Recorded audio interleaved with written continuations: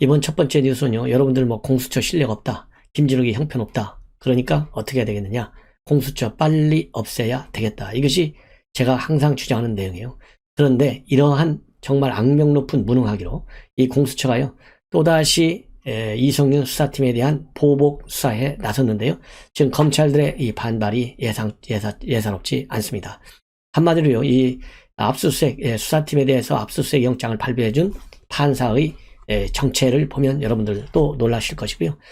그 내용 중에 그야말로 이 압수수색을 영장을 발부한 이 판사, 이미 문제성이 있는 이 압수수색 영장을 여러 차례 걸쳐서 발부한 바 있어요. 그래서 이번 시간에는요, 그 영장을 발부한 판사가 누구냐면요, 문성관 판사인데, 이 문성관 영장 전담 판사는 여러분들 기억나시겠죠?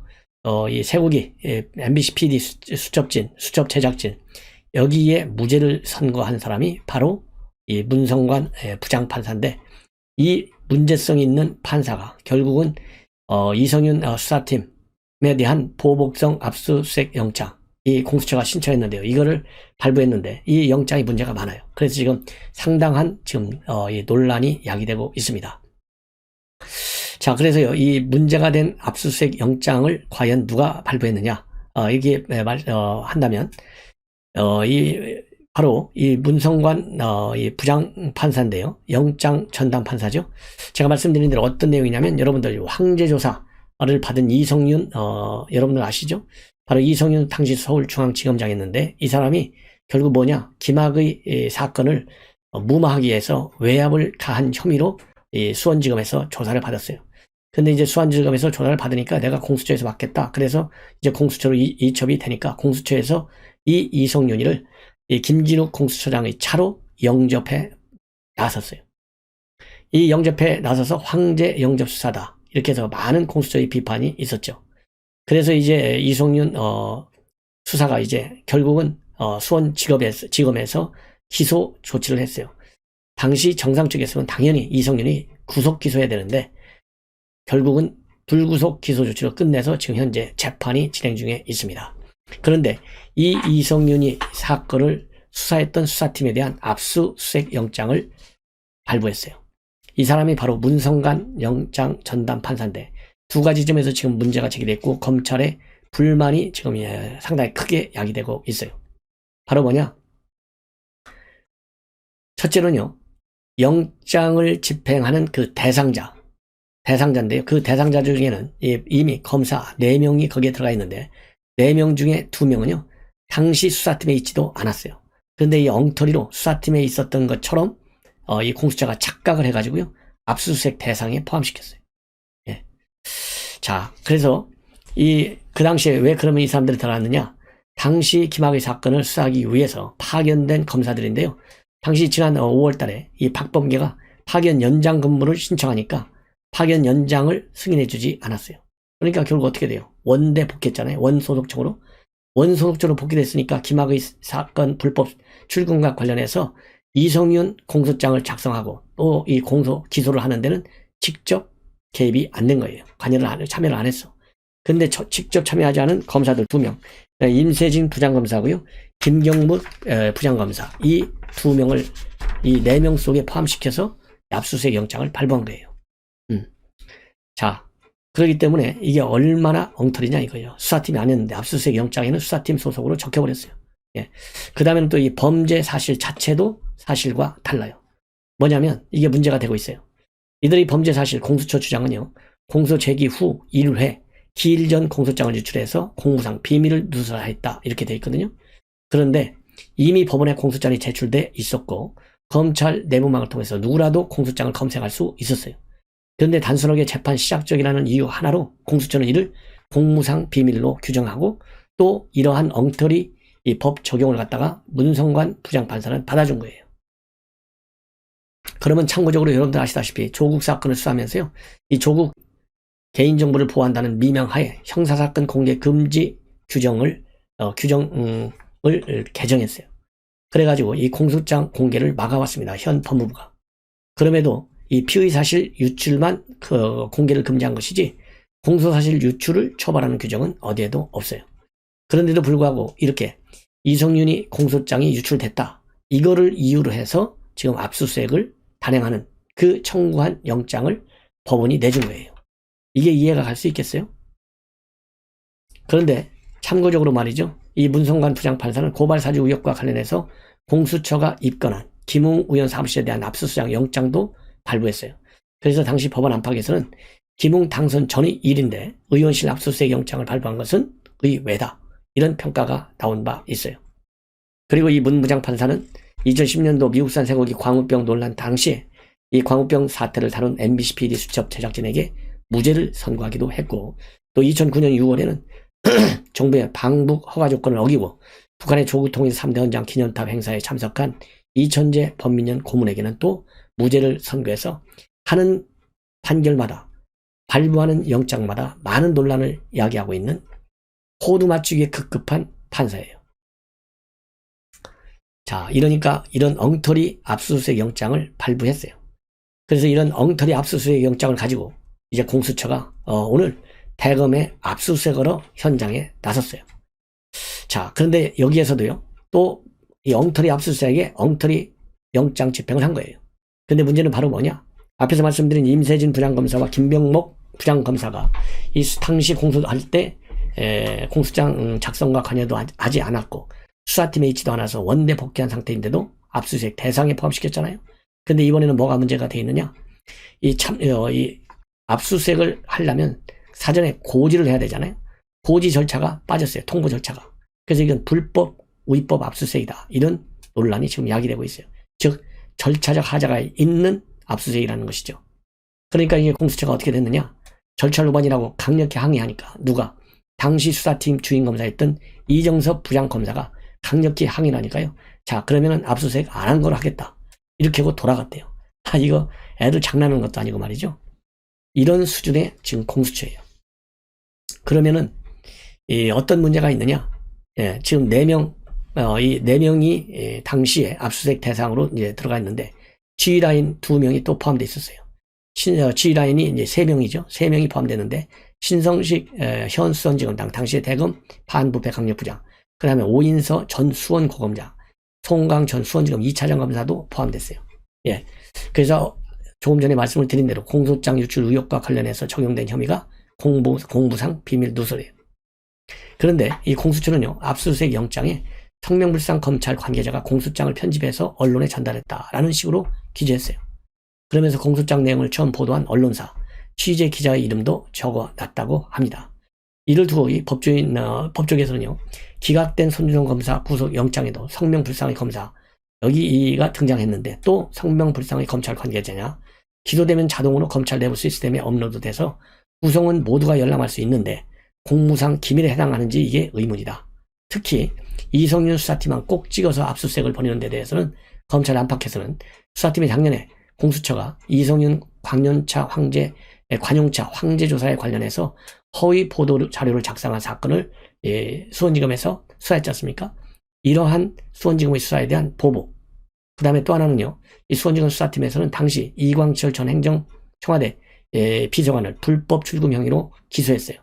여기에 대한 보복이 아니냐, 이런 지금 불만이 제기되고 있습니다. 특히 말이죠, 아까 말씀드린 대로 원대 복귀한 사람 중에 한 사람인 임세진 부장검사는 압수수색, 그러니까 2달 전에, 그 당시 기소되기 2달 전에 평택지청 원소수로 복귀했는데 이 복귀한 임세진 부장검사까지 수사팀으로 기재했어요. 그래서 이 임 부장검사는 오늘 취재진에게 본인과 관련된 압수물이 아무것도 없다라는 증명서를 받았다라고 밝히고 있는데, 이 공소장 유출 당시에 수사팀이 아니었기 때문에 이러한 압수수색을 진행한 거, 이거는 틀림없이 불법으로서 문제가 될 것이다, 이렇게 밝히고 있고요. 그 다음에 이정섭 수사 주임검사 마찬가지입니다. 이 주임검사에 대한 압수수색을 진행하기 전에 압수수색 대상자에게 필수적으로 알려야 하는 절차 관련 내용을 통지하지 않았어요. 그래서 압수수색 종료한 후에 이정섭 검사가 문제를 제기할 수밖에 없지 않습니까? 그러니까 공수처가 뭐라고 했느냐, 압수수색 집행을 안 한 것을 하겠다, 이렇게 하고 공수처가 돌아갔다는 거예요. 자, 그래서요, 이제 검찰 내부 지금 불만은요, 툭하면 공수처가 압수수색을 한다면서 대검을 제 집처럼 휘젓고 다니는데 김호수 총장은 문만 열어주고 있다라는 불만이 지금 확산되고 있다고 합니다. 자, 그러면 왜 이런 사단이 벌어졌느냐? 원천적 이유는요, 지난 5월 달에 이 이성윤이의 공소장이 유출됐거든요. 그러니까 이 박범계가 공소장을 누가 유출시켰는지 이거를 감찰을 하라, 이렇게 지시됐어요. 감찰해보니까 나온 게 없어. 나온 게 없으니까 이제는 공수처에서요, 보복 수사에 나섰다는 거. 이게 이제 문제입니다. 예. 그래서 지금 이제 공수처는 압수수색은 법원이 발부한 영장에 의해서 적법하게 진행됐다. 보복 수사는 근거가 없는 것이다. 이거는 공수처 명예를 훼손한 것이다. 이렇게 밝혀서 당시 수원지검의 김학의 사건 수사팀과 공수처가 정면으로 지금 충돌하고 있습니다. 예. 그리고요, 이와 관련해서 수사팀이 아닌 이 검사들도요, 지금 굉장한 비판을 지금 하고 있어요. 예를 들어서 당시 수원지검에서 공보 담당이었던 강수산나 부장검사는 이 특정 사건 수사와 재판에 관여했다는 이유로 감찰, 수사로 이어지는 괴롭힘을 당한다면 향후 사명감과 소신을 갖고 일할 수 있는 검사가 과연 얼마나 남겠느냐. 검사는 시장에서 물건 고르듯 마음에 드는 사건을 골라서 수사하고 재판에 임하는 것이 아니다. 이렇게 강한 비판을 하고 있습니다. 예. 자, 그래서 다시 한번 말씀드리지만 이런 공수처는 빨리 없애버리는 게 제일 효과적이다. 이런 말씀을 다시 한번 드리지 않을 수가 없어요. 자, 이제 공수처 압수수색한 거, 지난번에 김웅 압수수색할 때 얼마나 난리가 났어요? 그리고 손준성 체포영장 발부했는데 기각됐잖아요. 그 다음에 구속영장 청구했는데 또 기각됐잖아요. 근데 이번에는 뭐가 있었느냐? 김웅 의원이 말이죠, 공수처가 압수수색한 건 위법이다. 그래서 준항고 조치를 한 바 있어요. 여러분들 기억나실 거예요. 준항고 조치를 했는데 오늘 법원에서요, 이 준항고 조치를 받아들였어요. 그래서 김웅에 대한 압수수색 전부 취소하라, 이런 법원의 결정문이 나왔습니다. 자, 오늘 결정문의 이유는요, 뭐냐? 실질적으로 9월 10일하고 당시 10일에 압수수색하고 또 하나는 13일에 압수수색했는데 이거는 하나로 이어지는 처분일 뿐 특별히 구분할 수 있는 개별적 처분이 아니다. 그래서 두 압수수색 전체 취소 여부에 대해서 심리했다. 그런데 공수처가 보좌관 1명 외에 다른 의원실 직원에게 영장을 제시하지 않은 채 그들이 보관하는 서류를 수색하고 김웅 의원에게 즉 참여권을 보장하지 않았다. 그래서 이 준항고인인 김웅 의원이 사용했거나 사용 관리한다고 볼 사정이 있던 보좌관의 컴퓨터 PC에 대해서 압수할 물건인지 판단하기 위한 정도를 넘어서 곧바로 범죄 혐의 관련 정보가 있는지 수색한 거, 이거는 절차를 위반했다. 그래서 재판부는요, 압수수색 결과 실제 공수처가 입수한 물건이 전혀 없기 때문에 처분이 취소돼도 준항고인에게 돌아갈 법적 결과물이 있지는 않다. 그렇지만은 이 수사기관의 증거 수집 과정에 영장 주의 등 절차적 적법성을 확보하고 국민 기본권 보장을 보다 강조할 필요가 있다. 그래서 무효 조치를 내렸어요. 그래서 김웅 의원실에서 압수수색한 증거물들 앞으로 법원에서 말이죠, 일체 증거 효력이 없게 됐습니다. 그래서 이런 것만 보더라도 고발사주 의혹, 법원에서요 완전히 무효물 판결을 내릴 수밖에 없는 이제 막다른 골목으로 향하고 있어서 고발사주 의혹과 관련된 이제는 제보사주 쪽으로 수사를 집중해야 되는데 여전히 공수처는요, 제보사주에 대해서는 일체 지금 수사를 제대로 안 하고 있어요. 제대로 하려면은 조성은이 하나만 수사할 게 아니라 박지원이 수사를 해야 되잖아요. 근데 박지원에 대한 수사 여러분들 들어보셨어요? 그리고 지난 국정감사에서도 이 박지원 원장이 거기 이 수사와 관련해서는 일정 조율 일체 없다라고 밝힌 바 있어요. 이게 짜고 치는 고스톱이 아니겠습니까? 그래서 이런 것만 보더라도요, 공수처는 김호수하고요 지금 경쟁하고 있어요. 누가 정권에 충성하느냐. 그런데 이 검찰이야말로 수십 년간의 노하우도 쌓여 있고 베테랑들도 많이 있잖아요. 근데 공수처는 처음에 검사들 뽑을 때부터, 수사관 뽑을 때부터 생각보다 질적 수준이 약하다, 이런 비판을 받아왔어요. 왜? 공수처가 이게 정치적인 수사할 가능성이 많다. 그렇기 때문에 제대로 된 검사들, 수사관들이 지원을 안 해. 그래서 이 굉장히 숏리스트밖에 되지 않는 사람들 중에서 뽑다 보니까 제대로 경력을 갖춘 능력 있는 검사와 그리고 수사관들이 별로 없었다. 이런 상태에서 뽑았잖아요. 그러니까 별로 능력도 없는 검사 수사관들 뽑아놓으니까 이런, 말하자면 수준 이하의 수사를 계속하고 있는 거예요. 예. 자, 이 공수처에 대해서 이 정도로 말씀을 드리고, 이제 이 이재명 변호사 및 대납 녹취록, 나왔었잖아요. 바로 이태영 변호사 20억 받았다. 어디에서? 쌍방울로. 이게 의혹이거든요. 자, 여기와 관해서 이재명 지금 후보가 만약 변호사비 대납 녹취록은 이건 조작이다. 사실이면 나를 구속하라. 이렇게 밝히는 입장문을 내놨어요. 그러면서요, 오늘 호남에 가서 이런 얘기를 했는데요. 말하자면 변호사비 대납 의혹과 관련해서 조금만 기다려보면 조직폭력배 조작 사건에 버금가는 조작 사건임이 곧 드러날 것이다. 그 이상의 녹음판이 또 있다. 기대하면 좋듯하다. 그러면서요, 당사자도 아니고 제3자들이 자기들끼리 녹음한 게 이게 녹음의 가치가 있냐? 조작했다는 증거들을 우리가 갖고 있고 검찰도 이미 제출했다. 제가 정말로 변호사비를 불법으로 받았으면 저를 구속하라. 사실이 아니면 무고, 음해한 사람들을 무고 혐의나 공직선거법 위반으로 빨리 처리하라. 이렇게 강조하고 있고요. 지금 선거 국면에서 하루 이틀 한두 번도 아니고 조폭이 뇌물 줬다는 것도 왜 아직도 처리 안 하고 있는가? 선거관리 또는 범죄 단속하는 국가기관들이 이런 식으로 허위사실 유포나 무고 행위를 방치해서 정치적 공격의 수단으로 쓰게 하면 안 된다. 이런 입장문을 내놓습니다. 그러면서요, 녹취록에 등장하는 이모 씨와 최모 씨가 이모 변호사, 지금 이태영 변호사예요. 평소 20억 정도 변호사비를 받는 분으로 소개하고 저렴하게 사건 수임을 하게 해주겠다고 생색을 내면서 제3자로부터 기부금 1억 원을 받기 위해 허풍을 친 것이다.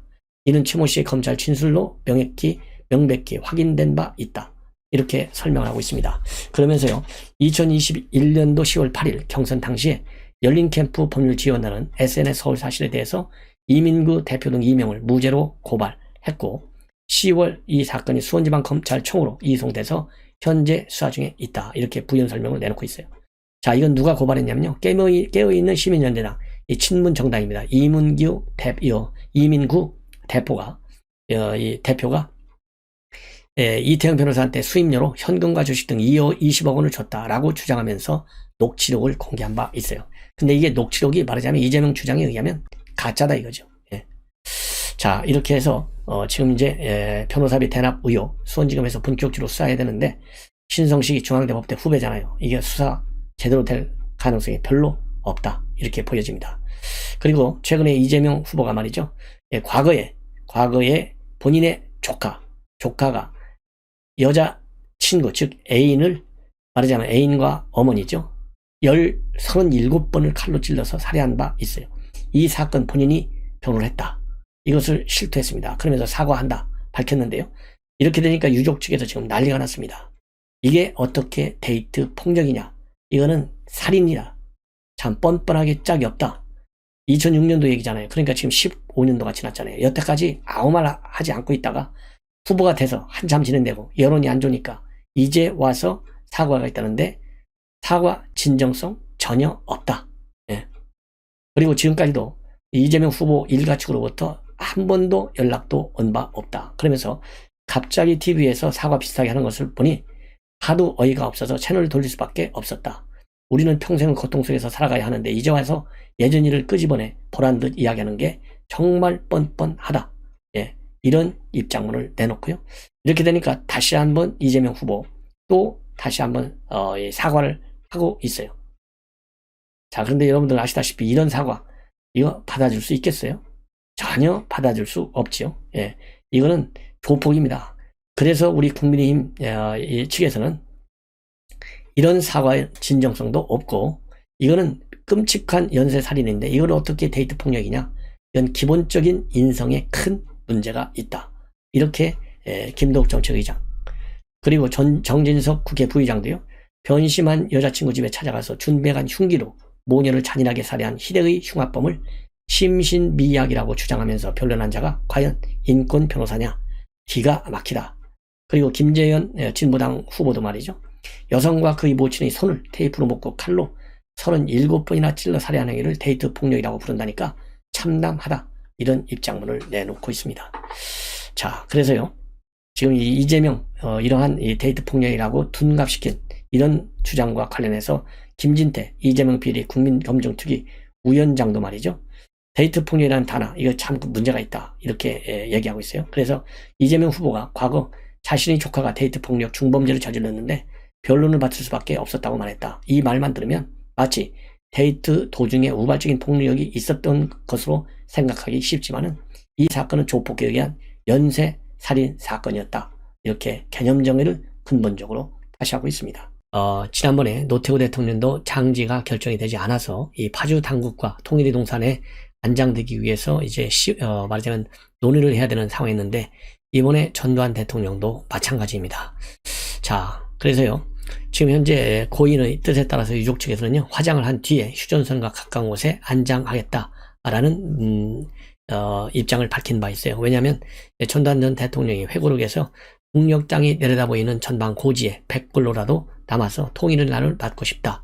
이러한 이런 회고록의 글이 사실상의 유언이다. 이렇게 해서 이러한 고인의 뜻에 따라서 휴전선 가까운 곳에 안장했다라는 의사를 밝혔는데요.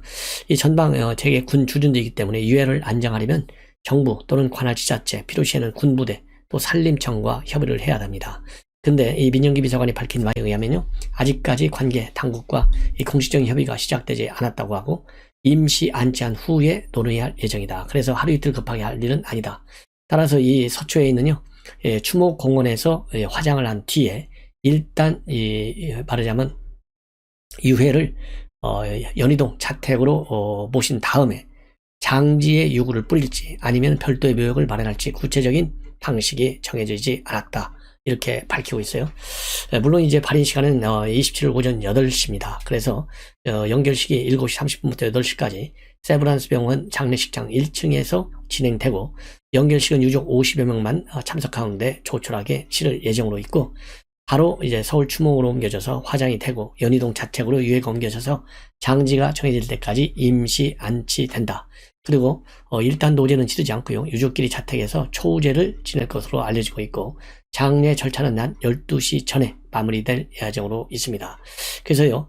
이 노제는 자택을 영원히 떠날 때 치르는 것이기 때문에 그렇다. 일단은 화장 후에 임시로 돌아오는 것이기 때문에 노제는 안 하기로 했다. 이렇게 민정기 비서관이 밝히고 있습니다. 예. 그리고요, 이제 오늘까지 계속해서 지키신 분들이 있어요. 이 빈소를. 장세동, 고명승, 김진영, 오일란 전 청와대 안전처장, 그리고 또 신군부 막내였던 강창희 전 국회의장과 육공 황태자 박천원 의원, 그다음에 백담사 주지를 지낸 도수님도 또 조문을 했다고 합니다. 그리고 재계 인사 중에서는요, 이준용 대림산업 명예회장, 최태원 그다음에 SK 회장의 사촌 동생인 최철원, 이 마이티 앤 메인 대표가 방문했다 이렇게 알려지고 있고요. 그 다음에 이 국회의원 중에서는요, 여러분들 주호영, 김기현, 박대출, 김석희 이 네 분 플러스 윤상현 의원이 처음 이제 현역 의원은 이 빈소를 방문했고 오늘 또 방문을 했습니다. 그래서 윤상현 의원은요 취재진과 만나서 인간적 도리를 다하기 위해 왔고 장세동 전 부장님과도 이야기하고 과거에 아는 분들에게 인사를 드렸다 이렇게 밝히고 있고 참고적으로 윤상현 의원은 장녀 효선 씨하고 85년도에 결혼했다가 2005년도에 이혼한 것 그런 이 아픈 과거를 가지고 있습니다. 그래서 23일날 조문하고 오늘 다시 한번 조문해서 현역 의원 중에서는 유일하게 2번 조문한 인물입니다. 그리고 현역 정치권 인사들의 발걸음은 전무하다시피 했다. 이렇게 나오고 있고요. 자, 그리고요. 오늘 또 이 빈소를 방문한 분 중에서는 오명, 이훈홍, 그 다음에 김경환 이런 분들이 또 빈소를 방문했다. 그리고 특징적인 것은요. 국민의힘 전신인 자유한국당이 추천한 5.18 진상조사원의 우연 중에 누가 있냐면요. 월간조선 기자 이동욱 전 기자가 있어요. 그래서 전 씨에 대해서 전두환 대통령에 대해서 뭐라고 얘기했냐면 어느 정부보다 국민에게 민주주의를 많이 돌려준 분이다. 5.18 무력 진압과 관련해서 누가 지휘권을 갖고 있었는지 지휘권자가 실제로 명령했는지 조사가 진행 중에 있다. 이렇게 밝히고 5.18 희생자분들을 폭도로 몰아세워서는 안 되고 광주 시민들은 폭도가 아니다. 북한군이 주동한 것도 아니다. 이렇게 언급을 했어요. 그러니까 이때 한 보수 유튜버가 이동욱 전 기자의 멱살을 잡으려 하게 됐고 빨갱이라는 비난까지 나와서 잠시 소란스러웠다. 그리고 오늘 빈소에서는요, 전 대통령의 부인인 이순자 씨, 아들 재국, 재용 씨, 딸 효선 씨, 조문객들을 맞이하고 있었다. 이렇게 보도가 나오고 있습니다. 자, 아무쪼록 명복을 빕니다. 아는 정말 아쉬움이 있네요. 예. 자, 그 다음에는요, 여러분들 아시다시피 지금 일본과 한국의 이 접종률이 비슷한데 왜 한국은 확진자가 36배나 많느냐? 여기에 대한 분석 기사가 조선일보에 나와 있어요. 지금 그만큼 우리 한국의 신규 확진자 추세가 23일 기준으로 할 때요. 일본하고 40배나 더 많아요. 36배 정도. 그래서 23일에 4,115명인데 한국은, 일본은 113명밖에 되지 않습니다. 한동안만 하더라도요, 일본이 하루 확진자가 2만 명을 넘어서 이거 방역으로는 우리 한국하고 비교 안 되는구나, 이 방역 후진국이다, 이렇게 비판을 받는데 지금은 상황이 반대가 됐어요. 자, 그래서 그 원인인데, 백신 접종 완료율을 보면 25일 현재 한국이 79%, 일본이 77%, 한국이 오히려 높아요. 근데 확진자 수는 36배로 높아요. 그리고 최근 일주일간 인구 100만 명당 일평균 확진자도 한국은 63.87명인데 비해서 일본은 0.87명으로 73배나 격차가 납니다. 자, 그래서요, 이 원인을 전문가들이 분석을 해보니까, 첫째로는요, 한국에 비해서 일본에서는 유동인구 증가세가 크지 않다는 점이 가장 큰 원인 중에 하나입니다. 그러니까 이 불필요한 이동은 줄여야 되겠다, 이런 얘기가 나올 수가 있고요. 두 번째로는 확진자 집계에 잡히지 않은 무증상자들, 그 다음에 경증 감염자들의 영향이 상당히 크다는 겁니다.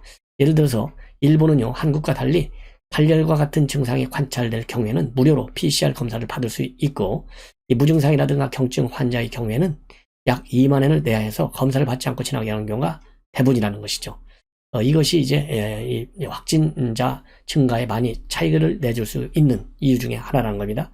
세 번째로는요, 일본 민영방송은 뭐라고 보도하고 있냐면, 한국과 일본의 10대 백신 접종률 차이도 거론하고 있어요. 그래서 일본의 경우에는 22일 기준에 10대들 백신 접종률이 68.71%인데 한국은 15.4%밖에 안 된다는 것이죠. 자, 그래서 이 방송에 의하면 감염이 확산되는 가운데 방역 규제를 과감히 완화하는 것, 이것이 또 다른 이유라는 겁니다. 그래서 일 확진자 수가 1, 2천 명으로 증가하는 가운데 음식점 영업 제한, 스포츠 경기 등 대형 이벤트 관광수 규제, 이런 것을 대폭 완화하면서 유동인구 증가를 허용했다는 것, 이 점도 큰 원인이라는 거죠. 마지막으로는요, 아스트라제네카라든가 얀센을 비롯한 다양한 백신을 접종한 한국과 달리 일본은 상대적으로 항체가 오래 유지가 되는, 항체가가 즉 항체 가치가 오래 유지되는 메신저 계열의 백신, 즉 화이자하고 모더나만 접종했기 때문에 이 확진자 수가 적게 나온다, 이렇게 지금 분석이 되고 있습니다. 그리고 지금 대대적으로 우리 언론에서 지금 보도되고 있는 게요, 최근 남아프리카 공화국에서 확인된 신종 바이러스 감염 새 변이 누 변입니다. 이게 세계를 지금 뭐라 그럴까요, 굉장히 놀라게 하고 있고, 이 변이가 이 델타 변이보다도 훨씬 더 위험하다. 그래서요, 지금 이 델타 변이 전염력이 워낙 강한 누 변이가 확산될지 모른다는 공포가 전 세계적으로 급격히 확산되면서 글로벌 증시마저도 크게 술렁이고 있다. 그래서 아시아와 유럽 증시가 크게 하락했고요, 미국 증시도 그냥 직후 급락하고 또 유가도 급락했다고 합니다. 그래서 이 누이 변이 지금 현재 남아공에서 발생이 돼서요, 홍콩에서까지도 발생이 되고 있다. 그래서 영국, 이스라엘, 아프리카 같은 경우에서는요, 철저하게 지금 입국 차단 조치를 취하고 있다라는 보도가 나오고 있습니다. 즉, 남아공을 비롯한 아프리카 국가들의 입국을 차단한다는 얘기죠. 자, 우리도 이 누이 변이의 확산에 대해서 각별한 경계가 요망됩니다. 자, 이제는요, 이 윤석열 선대위 심장부를 분석한다. 그래서요, 핵심 지령이 과연 누구로 되어 있느냐? 이 중앙일보가 굉장히 재미있는 보도를 하고 있어요. 강법사가 깨쳤다, 이런 요지 보도를 하고 있는데요. 이 강법사가 뭐냐면 우선 강원도 출신입니다. 그 다음에 법은 법조인들, 그 다음에 사는 법사위 율사 출신들이고요. 법은 법사위원들입니다. 강원도 법사위원 그리고 율사들, 이 세 부류가 말하자면 선대위의 핵심 뼈대를 다 꿰차고 있다. 그래서 이 강원도 출신으로서는요, 권선동 종합지원본부장, 이양수 수석 대변인, 박정하 공보실장, 김기철 전 공보부실장, 이 세 명이 들어가 있어요. 그리고 이 밖에도요, 이재명 비리 국민검증 특위의 위원장 김진태는요, 춘천입니다. 그리고 이철규 의원의 경우에는 동해 태백 삼척 정선인데 윤석열 후보 경선 캠프에서 조직 본부장을 맡았어요. 네. 그 다음에 김기철 전 캠프 공보 부실장은 원주갑 원주울에서 출마한 적이 있습니다. 그리고 이양수 수석 대변인하고 원주 진광고 동문이기도 해요. 예.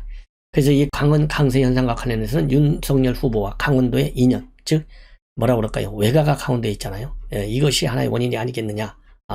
그래서 국민의 힘이 곧 강원의 힘이 됐다라는 우스갯소리까지 나온다고 합니다.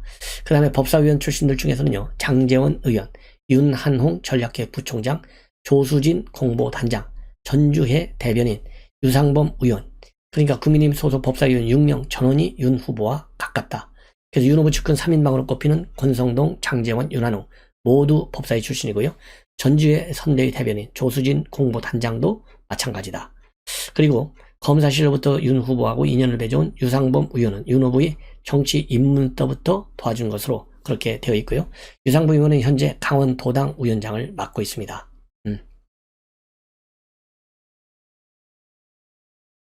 그래서 이제 법사위원들의 경우에는 이 검찰총장 시절부터 윤석열 후보와 싸운 정치적 스킨십이 영향을 미친 것 같다. 이런 분석이 있고요. 그 다음에 율사 출신은 권영세, 원희룡, 주호영 이 세 분인데 다 요직에 있죠. 원희룡은 주호영은 뭐라 그럴까요? 조직본부장을 맡고 있고 그 다음에 원희룡은 정책본부장 그리고 권영세는 총괄특보단장을 권성동은 종합지원본부장을 맡고 있어요. 그래서 이 선대위 요직에 말이죠. 6명의 총괄본부장 가운데서 이준석과 김성태 직능본부장을 제외한 4본부장이 모두 법조인 출신이다. 그래서 이러한 선대위 주요 인선을 두고 정치권에서는요. 기존 정치권 인사와의 접촉면이 적은 윤 후보가 자신이 신뢰하는 사람 또는 과거에 자신과 인연이 있는 사람들을 통해서 선대위 초기 인선을 세팅한 것 같다는 반응이 나오고 있고 내 사람은 챙긴다라고 하는 윤 후보 특유의 간부 스타일이 반영됐다는 분석도 있습니다. 예.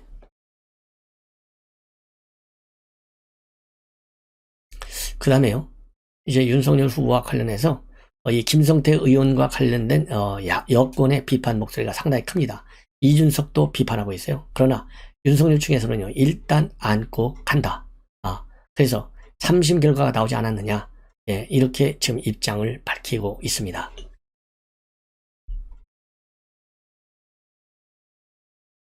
그리고요.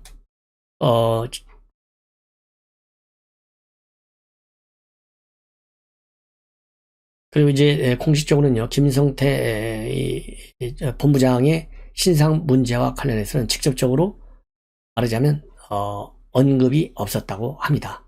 다만 3심 결정을 보겠다라고 하는 것은 이양수 대변인의 입장이 되겠습니다. 그리고 또 이제 중요한 것은요.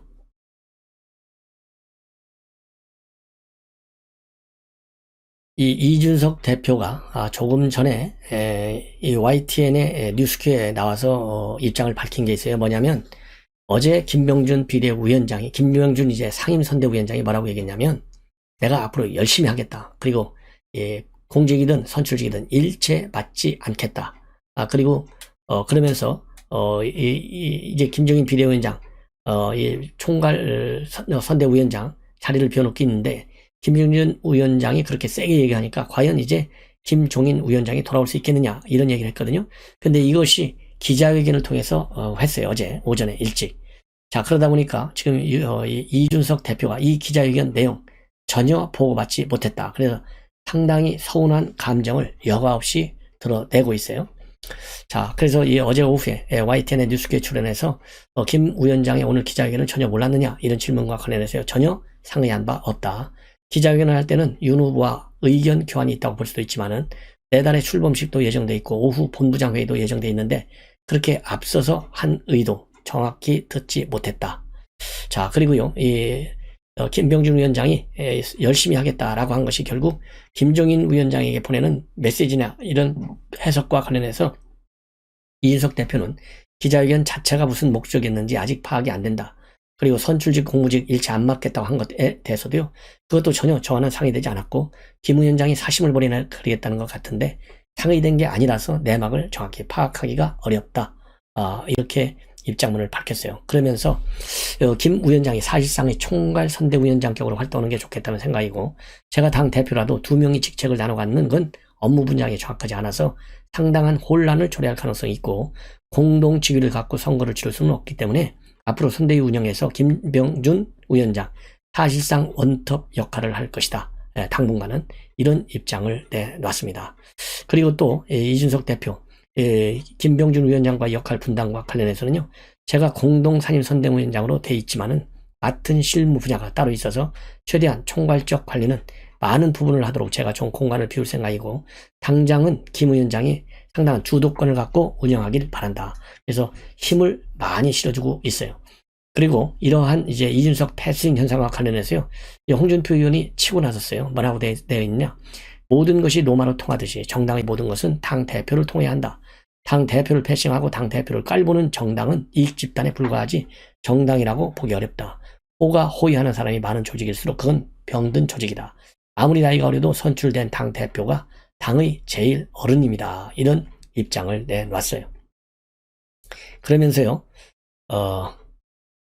이러한 이제 홍준표 의원의 이런 입장과 관련해서 이양수 국민의 대변인은요, 사실상 이준석 대표는 김병준 위원장의 간담회를 모를 수밖에 없었던 이유는 선대위원장, 즉 김병준 위원장이 오늘 사무실 보고 기자들한테 인사 한번 하고 싶다. 그래서 느닷없이 하는 바람에 그렇게 된 것 같다. 그래서 대변인한테 그런 얘기할 기회가 없을 수도 있다. 이렇게 설명하기 때문에 갑자기 급격스럽게 이루어진 것이지, 별도로 이준석 대표를 의도적으로 말하자면 패싱하기 위해서 한 것은 아니다.